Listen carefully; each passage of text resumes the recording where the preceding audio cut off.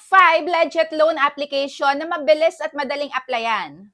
Yes, approve nga ako dito sa mga inutangan ko na to at not 7 days, SEC registered and recommended din nung mga nagko-comment dito sa YouTube channel ko. Disclaimer lang, hindi ko kayo hinihikayat na talagang applyan lahat ng mga to, basta make sure lang na alam nyo din kung ano yung mga nasa terms and conditions nila at kung swak yung kanilang loan terms sa inyo, that pwede nyong itry. Basta siguraduhin lang na kaya nyong bayaran sa may due date na ipapakita sa inyo. So, ayun na nga, umpisa na natin. Kung na-try nyo naman na itong mga i-share ko is comment down below din kung ano na-experience nyo para mabasa ko na nga din at nung mga makakapag-try pa. Top 1 sa list ko ay ang TikTok Cash Loan. Na pagka nga na-offeran kayo sa may TikTok Pay Later, ay agad na agad magkakaroon din kayo ng cash loan basta good payer kayo sa may TikTok Pay Later. Yung iba hindi pa alam to, na akala nila dito lang sa TikTok Pay Later, makakapag-buy now and pay later tayo. Pero ang hindi nyo alam, meron diyang nakalagay sa ibaba ng TikTok Pay Later kagaya niyan, na pwede na nga kayong mag-cash loan. At yes, buo yan papunta sa may GCash mo. So yan nga yung top 1 sa list ko. At powered nga pala yan sa may account ko ng WeFund Lending Corporation. At pwede kang makapag-loan ng up to 50,000 pesos. So, yung akin is first time 5,000 agad-agad yung pinautang sa akin. And monthly yan. Monthly installment.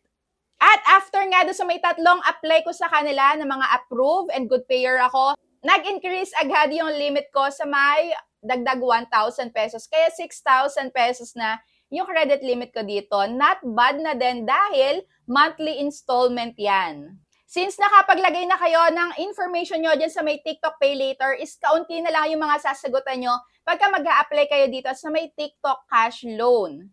Siyempre, hindi yan madadownload sa Play Store or sa may App Store, yung TikTok Cash Loan, dahil makikita yan dun sa loob ng TikTok application mismo.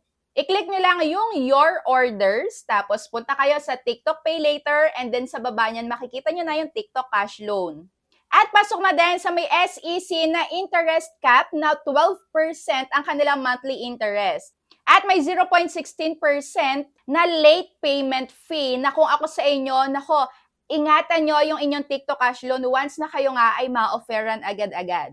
So sa account ko, 1 to 6 months to pay. Yun nga lang, pagka 3 days na meron na sayong tatawag at magte-text, medyo may kakulitan, pero hindi naman yung super daming tatawag at magte-text. And share ko nga pala sa inyo itong ginagamit ko na power bank dahil lagi akong lobat. Yung green power bank na airline friendly, pwede nyo gamitin pagka magta-travel kayo. So, fully charge nyo yung phone ko and may natitira pa. Sobrang cutie, kaya ayan, check out nyo na yan dyan sa may link sa baba.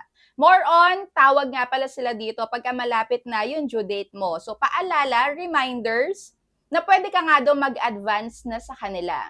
So, kung na-try nyo na din yan, comment down below.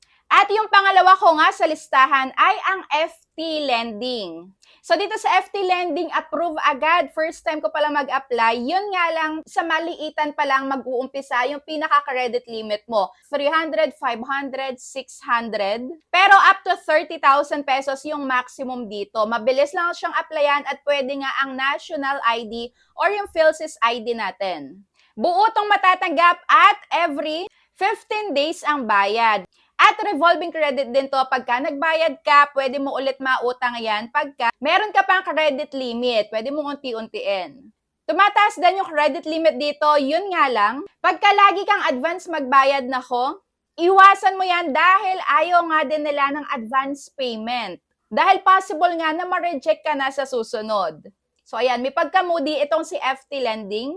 Kaya kung ako sa inyo, mag-on time na lang kayong magbayad. So kung sa pabilisan lang ng pag-a-apply tapos approve agad, pasok itong si FT Lending. Pero may feedback nga din dito na ite-text yung nasa contact reference mo pagka na-late ka ng pagbabayad. At ang pangatlo nga sa listahan ko ay ang Mega Peso na yes, mabilis talaga mag-approve at pwede hanggang 3 loans. Basta pasok sa credit limit mo at meron ka pang utangin sa kanila, pwede yan hanggang 3 and na-try ko na nga din sa may account ko.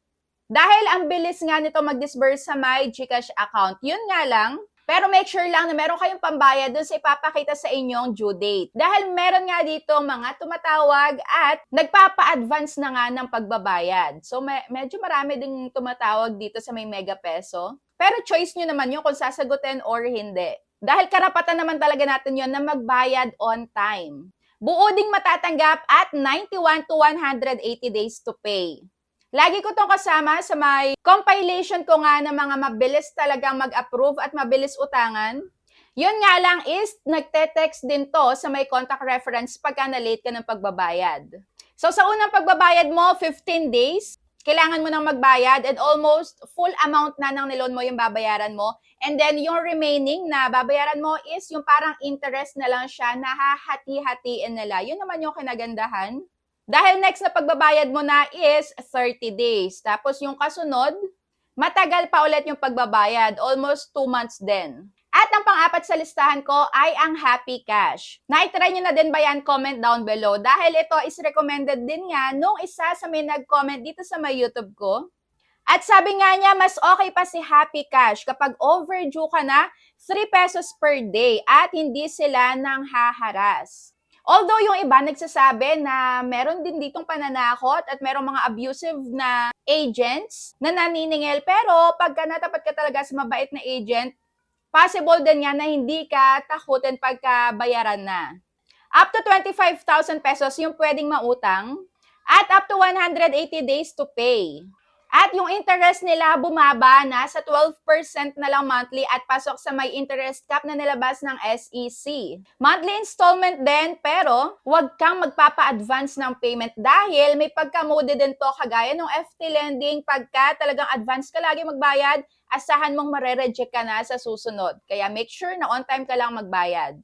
Kahit na may tumawag sa'yo na mag-advance ka na ng bayad, huwag mo yung susundin. So mag-on time ka na lang. And maliit lang to sa unang loan ha, kagaya din ng FT lending, kagaya ng Mega Peso, pwede ka ditong ma-offera na 300, 500, 1,000. At last but not the least, ito ay ang Cashify na dating Casyola. So dito wala ding bawas, buo ko ding natanggap. At kung na-try nyo na yan, comment down below. Pasok din to sa mabilis ang apply at mabilis ang approval. Dahil first time approve nga ako dito. At 180 days to pay. Pwede ka nga ma-offera ng 2 terms, 3 terms, 5 terms, hanggang 7 terms. Ayan, not 7 days, every 15 days to pay. And dito nga pagka good payer ka, possible na ma-offeran ka nga ng multiple loans. Kagaya din sa may FT lending at sa may Mega Peso. So kayo, ano yung experience nyo dito? Comment down below. So may mga videos ako na separate dito sa may 5 nasabi ko at na-share ko sa inyo, pwedeng-pwede nyo yung mapanood dito sa my YouTube channel ko. At kung may tanong naman kayo, comment down below din para masagot ko agad. Always be a responsible borrower.